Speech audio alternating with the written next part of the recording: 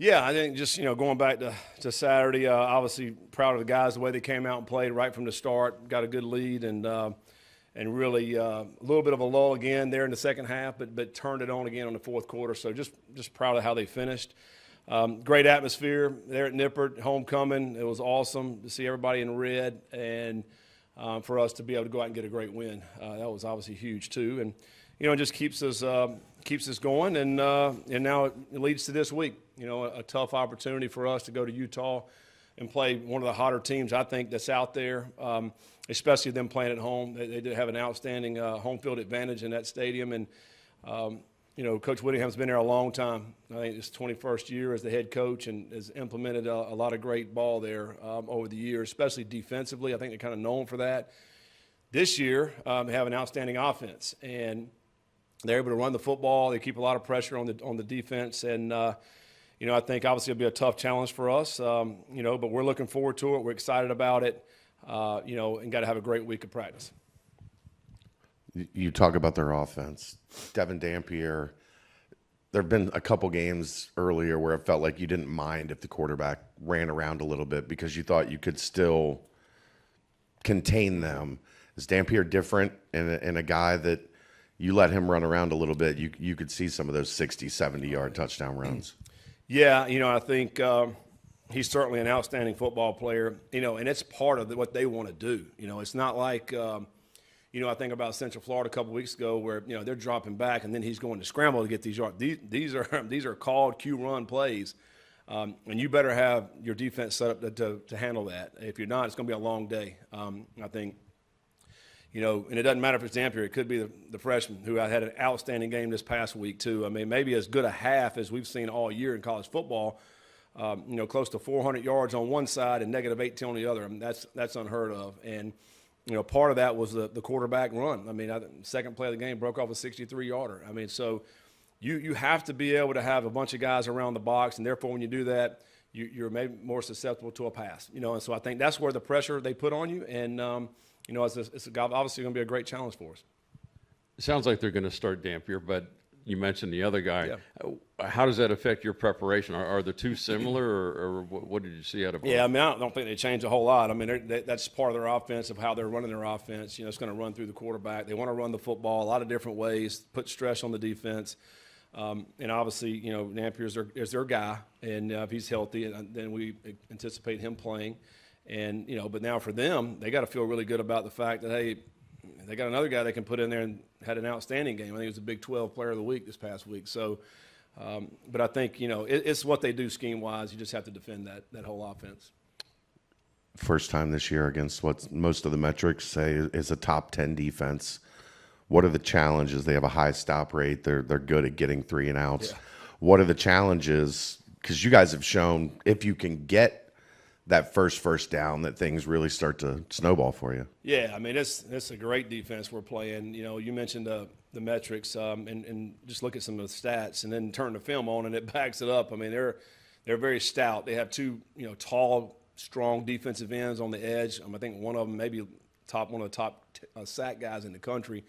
The other one, I mean, he runs like a linebacker. And then some two big linebackers on the inside as well that can move.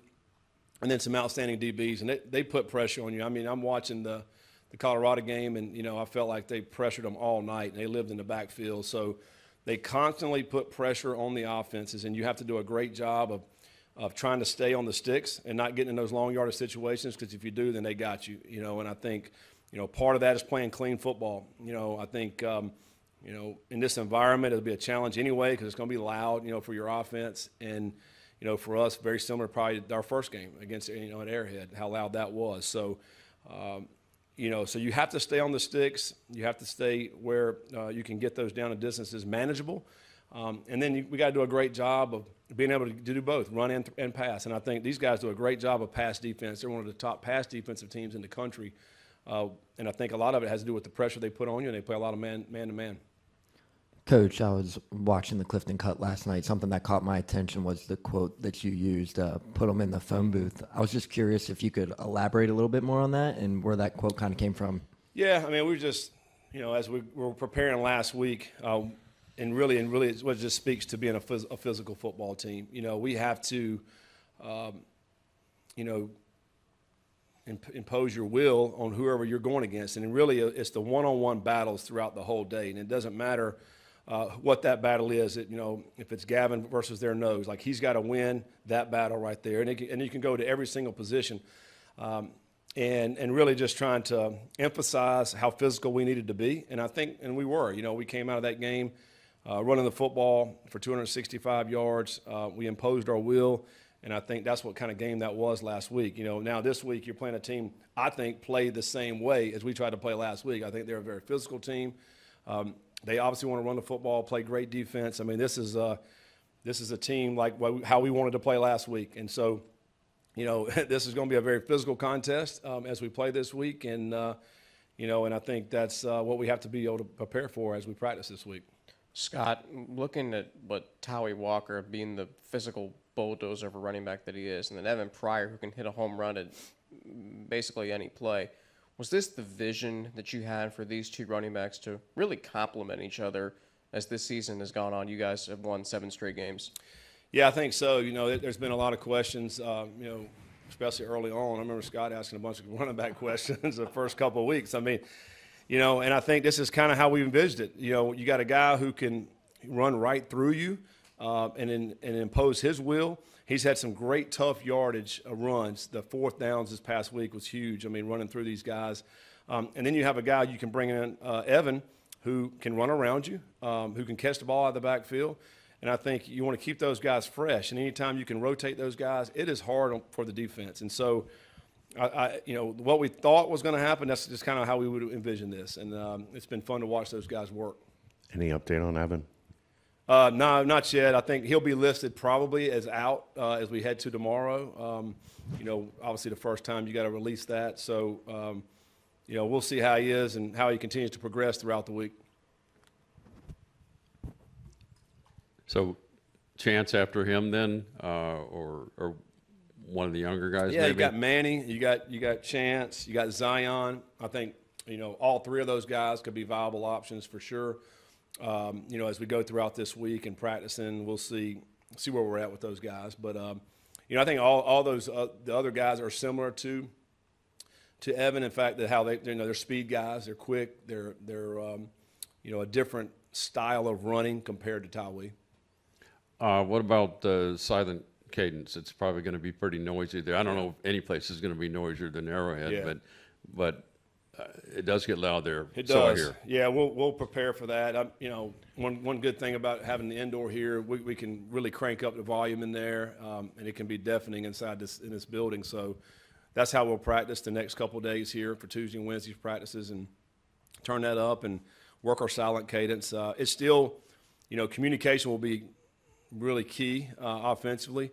You know, and watching them on film, I think, you know, Texas Tech early in the year didn't use a silent cadence, but they had, I think, 7 false start penalties maybe. Colorado this past weekend, they did not use the silent either. So, you know, I've seen guys use it. I've seen guys not use it. We'll prepare for the worst and hope for the best. Is there advantage to having done that at a game in Arrowhead that was deafening? Yeah, absolutely. You know, yeah, it'd be hard to be louder than Arrowhead was that night.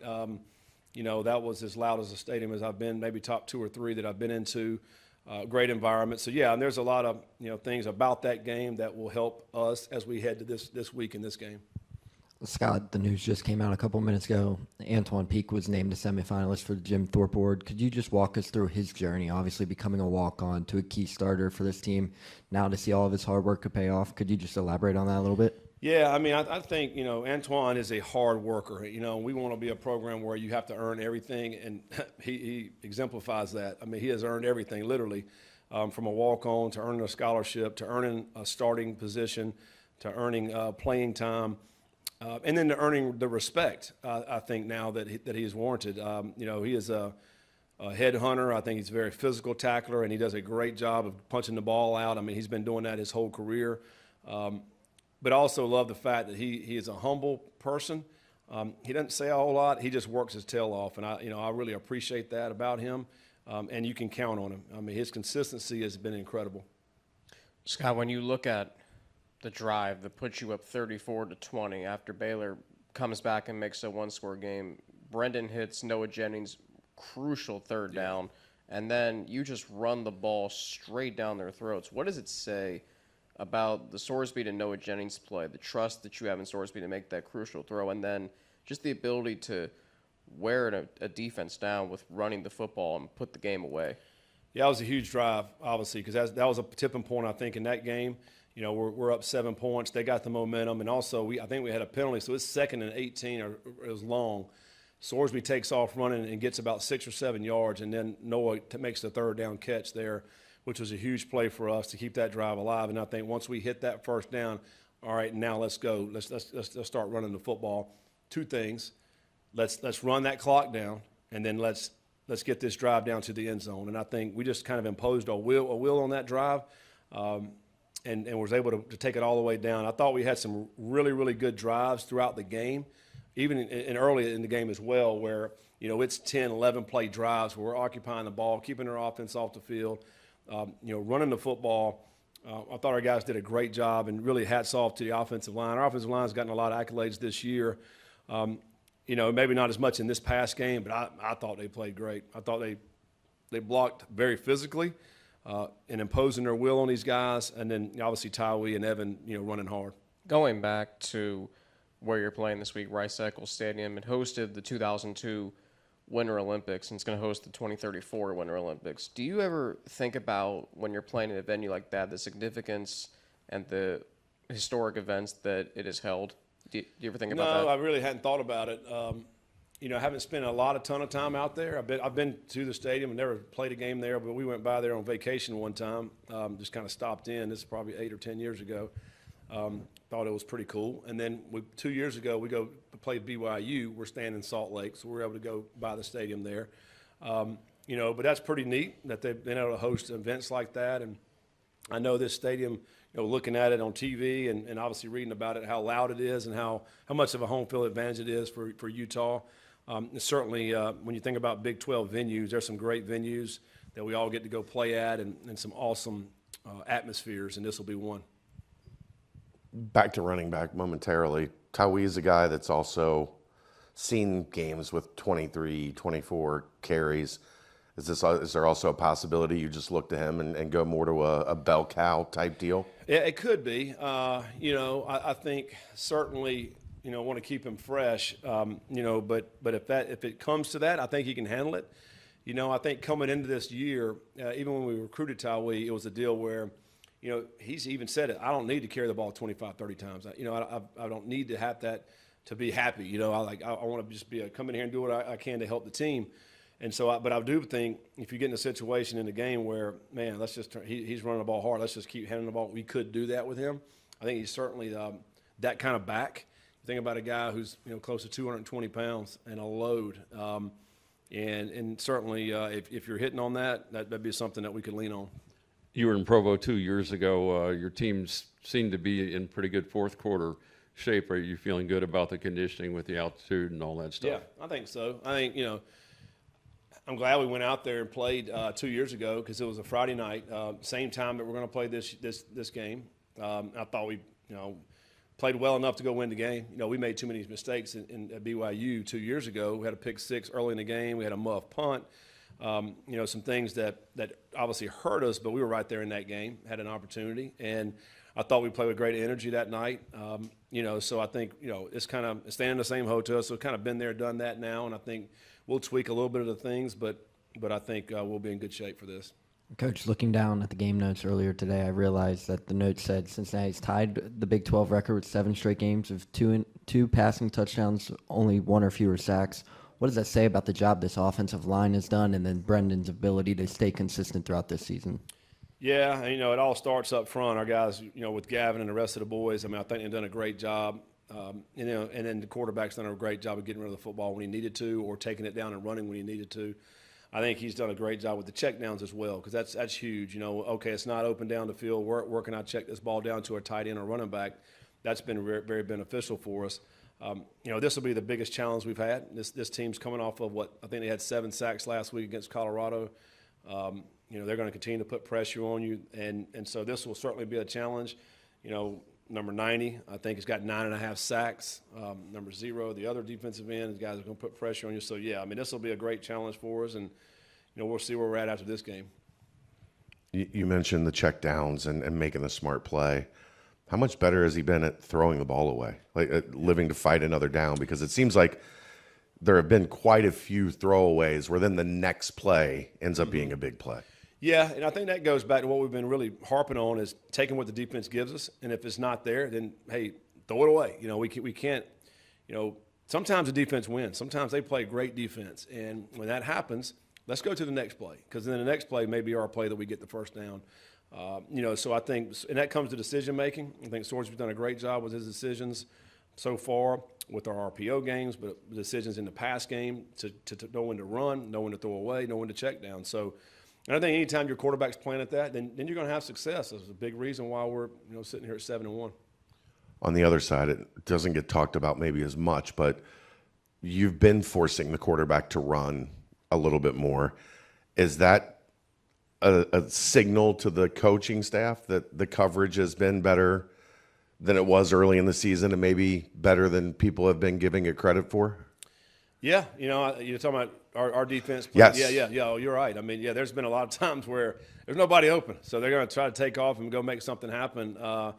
There's no question about it. We have gotten better as the year has gone on. I think, certainly, Kansas did a good job in their throw game there, and then, we've played some quarterbacks that can really run. I think certainly, throughout the season, other than last week, most everybody can move, the quarterbacks. Last week that quarterback was not much of a runner, although he did try to take off a few times. But, certainly now as we go to we got 4 games left. 3 of the 4, all quarterbacks can run and move. And so, something we hopefully be prepared for. It seemed like you talked about this a little bit more earlier in the season, but it seemed like against Baylor this week, the corners were up more than they had been in the past. Were you satisfied with what you saw there? Yeah, I think we did a good job, I thought, of mixing it up this week. Playing some more man, some tighter man, playing some tighter zone coverage. Tightening the defense up. And I think in the past where you're a little bit too loose and it's some easy natural throws, and that's where some teams were hitting us up on. And so I think for us to tighten that up, it threw the quarterback off a little bit. His rhythm, I think, got messed up. He missed a few throws. I thought maybe their guys were there and open and missed them. And I think anytime you can make him, get off just a little bit, then that's the difference that it takes. And but yeah, a lot of tight throws and windows. I mean, I think we had several PI calls, but hey, we're right there, And I think I like the aggressiveness that we played with this past week for sure. Taryn, this is probably the most aggressive defense front to back that you guys are going to face this year. What's the preparation look like knowing that they're going to throw a lot at you and from a lot of different angles? Yeah, I think it starts today with our workers on scout team giving us a good look. But, they're a great team. They're hardworking. It's 2 blue-collar teams, going at it this weekend, and can't see what happens. How does playing in Arrowhead help you in a game like this where it's supposedly pretty noisy there and you might have to do the silent cadence? Yeah, we've been in an environment like this before, so I think it gives us a lot of confidence to go out here and practice the silent count today and tomorrow and, get used to getting back into it again. But then also it's going to be a great atmosphere, and I can't wait for it. I think we're excited. We're ready to play. Kind of going off of that, how much do you think your chemistry and communication has grown as a group since that week 1 game? I think it's grown a tremendous amount. During that week 1 game, we're still making technique issues, but we got a lot of that cleaned up so far. Obviously, still a lot to improve on, especially just the O-line, but just trying to improve every day. Darren, 5th team in Big 12 history to go 7 straight games of 2 passing touchdowns plus 1 or fewer sacks. What does that say about this offensive line, the job Nick Cardwell's doing, and then as well as the consistency from Brendan behind you guys? Yeah, I think it starts from Cardwell, and then just passes down to Gavin and then the rest of the guys. We really look up to Gavin in the line room. He's been here for 6 years, so he knows the way around the defenses and played these guys before. And Cardwell does a great job getting us prepared, putting together a great run game plan, and I think we're really confident going into this game with our plan already. Taryn, you're blocking for a quarterback that Bearcats fans on Twitter are vouching to be a Heisman Trophy candidate. From your perspective, how much command does Brendan have of not just the offensive line but the entire locker room right now? I think he's a tremendous leader, and he's really taken hold of what it means to be a leader, and really just caring for the guys. I mean, takes us out to Jeff Ruby's after wins, and does a lot of things for the O-line and for the wide receivers, running backs. He takes care of us all. So just see how he's grown from when I came in January till now, it's really awesome. Gavin was mic'd up before the game. In the huddle, he said, "Play for Jeremiah." Have you guys really taken on that playing for him this season? Yes. I think this season for everybody is played for him. I've mentioned before that he was an incredible kid, always had a smile on his face, was always hardworking. He was one of the first freshmen to get their black shirts, and he got it right before he passed, and it's honestly quite sad to see him go. But to play for him and to dedicate this season for him, I think it brings a lot of, I don't want to say like motivation, but we just want to make him proud and make his family proud of the Cincinnati Bearcats. You guys have been one of the faster starting teams in the country this season. How important is that Saturday in front of a hostile crowd, really aggressive team? Like, they're going to want to do to you what they did to Colorado, which is overwhelm them early, and you guys have been great at starting quick. Yeah, I think one of the things you say is start fast, finish strong. So starting fast is definitely a top priority in this game. We gotta create a lead fast, and they're a great team on offense. They're a great team on defense. It's going to be a tough game, so we got to get that fast start. I think they had about 7 sacks, so they might have a little attitude about them. People, normally when you see trash talk on TV, it's usually receivers and DBs and all that. I can't imagine you guys being silent in the trenches, going back and forth. What can you tell me about that, if anything? There's some side chatter that goes on between all the teams, obviously. You knock somebody down and, might say sweet nothing in his ear, and, you get up, move on to the next play, and get back to the line of scrimmage. Taryn, you speak on that right there of the chatter there. You're a violent guy yourself up there in the trenches. What was your first reactions when you hear Coach Satterfield say he wants to put the opposing team in a phone booth? How much did that kind of energize you guys before the game? I think it spoke to the O-line immediately. One of the things we pride ourselves on in the O-line is just being violent and moving people off the ball. I think we did a great job of it last week. 260-something rushing yards. I mean, that's an incredible feat for us. We've been a passing team at times. We've been a running team at times. So just to kind of put a rushing display on film like that is important to us. Gives us a lot of confidence. Have you ever actually been in a phone booth? No, never. Anybody on the team ask you what a phone booth was? No, I know what a phone booth is. You might, but the younger guys might. What the heck's a phone booth? I don't know. I mean, I reckon somebody's got to be in a phone booth on the team. There's a lot of people, so. I asked Joe this after the game because there was that play where he kind of pulled in front of Isaiah on that jet sweep. What is your favorite thing to do as a guard? Is it pull? Is it just try to get downhill in the run game? What do you like doing the most? I love chasing the ball. Personally, I think it's one of the best things I bring to the game. Is just chasing the ball, trying to push piles. I'm not trying to boast for myself, but there's a lot of plays where you'll see me and Dion or me and Gavin, me and Evan, Joe in there too, just pushing piles. And sometimes you get all 5 of them in a pile. And it's just how do you say it? Controlled aggression is what I like to say. Neil and Dan. Taryn, thinking about back to Saturday after you were watching the game back on film on Sunday, what was more impressive, the play where Brendan scores the touchdown with a good block from Joe there on the left side, or the final touchdown play where he kind of drops the arm angle and finds Isaiah in the back of the end zone. Was there one that stood out to you a little bit more on the film after watching it down? I think it was a really elite block by Joe on that rushing touchdown. The guy kind of played back over top, and then he retraced with him and then made the perfect hole for Sorsby, and it was a great play. In your first answer, you referred to it as a battle of two blue-collar teams, which sounded like a term of respect from you. Is there something about watching Utah that's really caught your eye and made you respect those guys? Yeah, I think they run the ball well. I think they play with great effort. Number 90 is a great player. He might not be like the most athletic guy, but he works very, very hard. He gets to the ball. He has 9.5 sacks on the season out of just pure effort, I feel like. He's a pretty good athlete, but one of the things that makes him elite is how hard he plays. Christian, you've seemed to be increasingly more consistent over the past couple weeks. Is that just being more comfortable with the scheme, understanding what you're wanting to do, and being a little bit more aggressive maybe? Yeah, I'd probably say it's just more reps in the defense.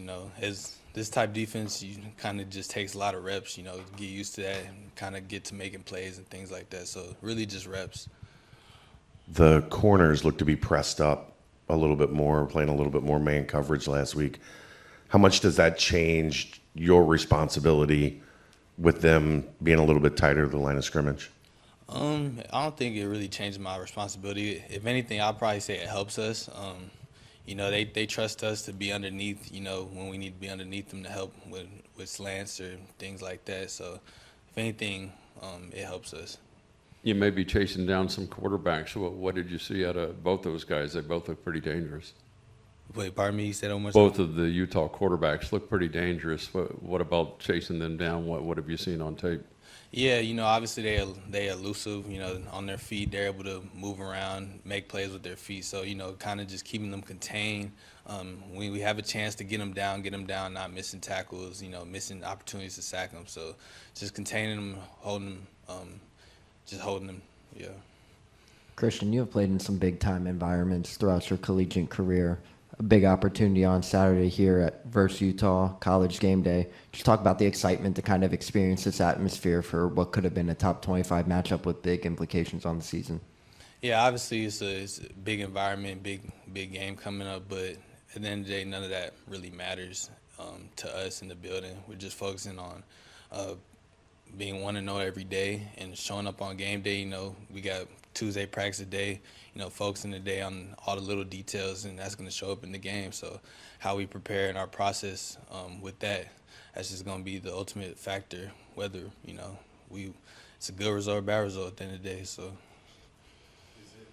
Hard to stay focused on just the one game, because when you look down 3 games down the schedule, you guys really control your own destiny about getting to a Big 12 championship and possibly even a playoff berth.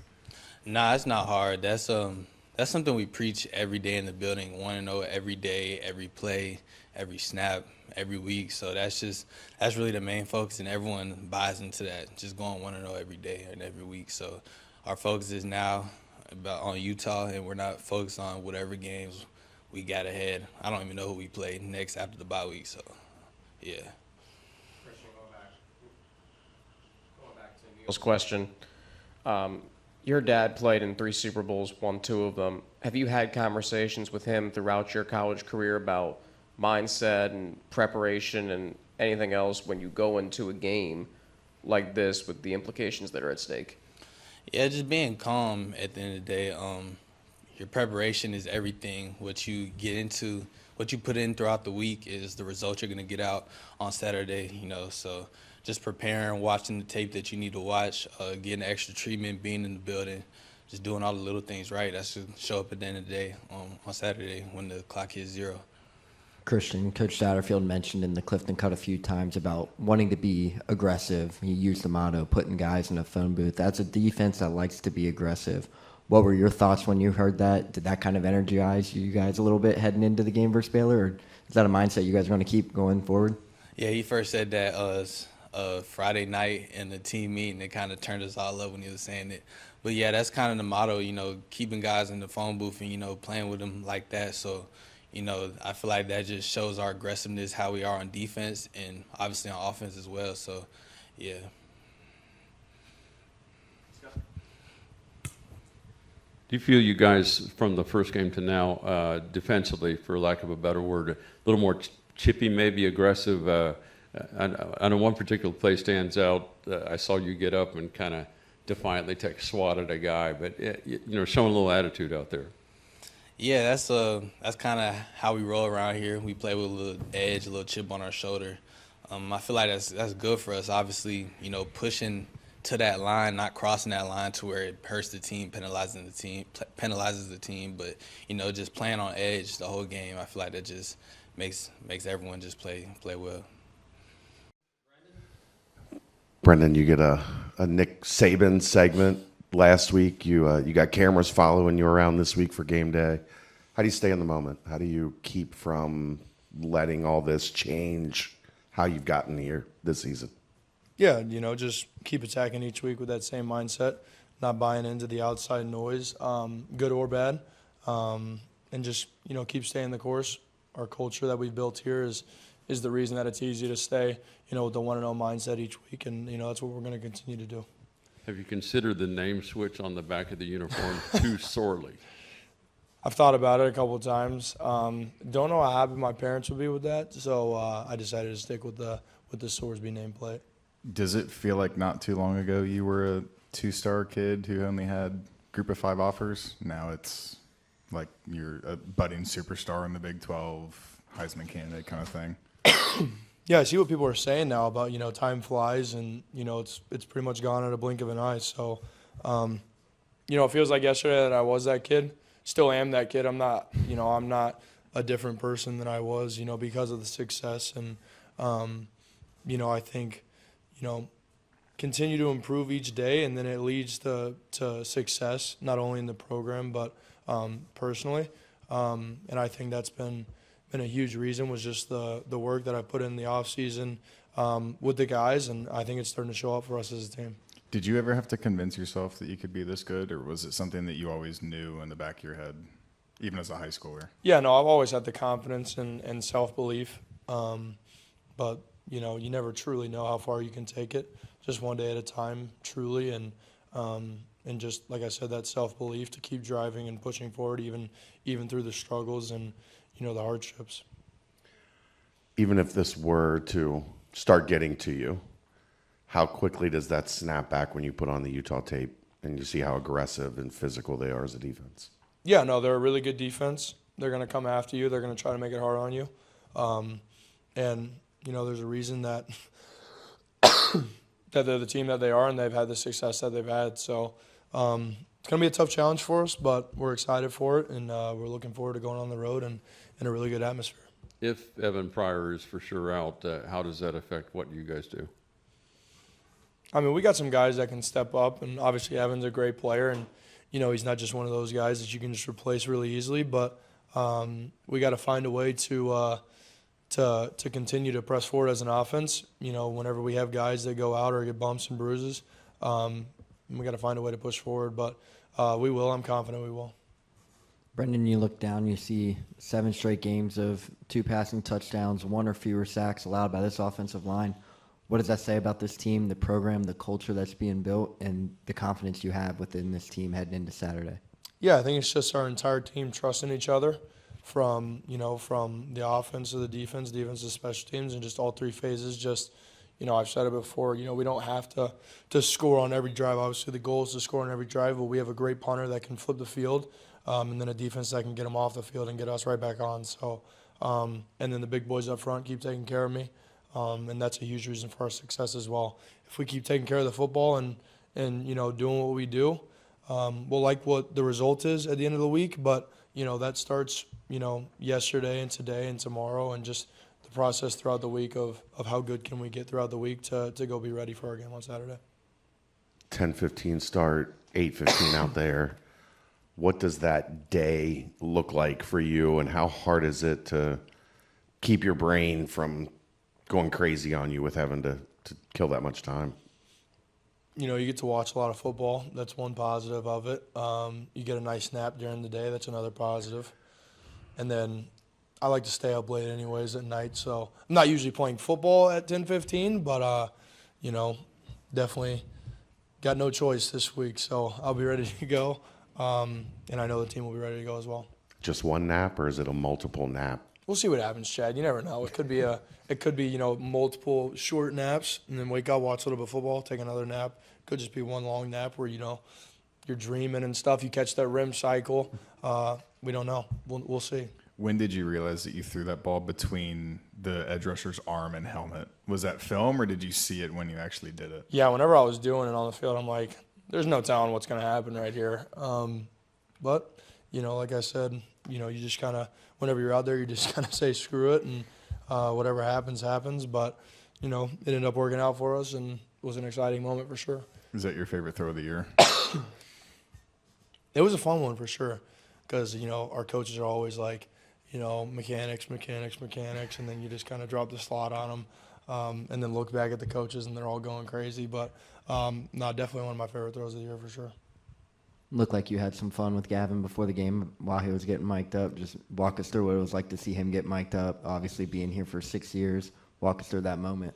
Yeah, whenever he came out with the mic, I'm like, what are you doing with a mic on? They want to mic up the center, giving him a hard time and stuff. And he's like, I got no clue what they want to mic up a center for. But I'm like, well, Gav, it's because you're a fierce leader and competitor of the Cincinnati Bearcats. And, they just want to know what it's like to be inside your shoes for a day. So, no, he's always fun to mess with. And, he's a huge part of our success.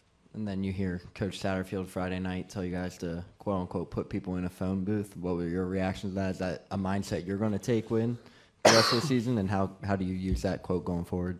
Yeah, I mean, we always want to be the more physical team, and I think that's what we've, kind of embodied is that we're going to be, kind of that underdog mindset, and we're going to have to go out physical and out tough people.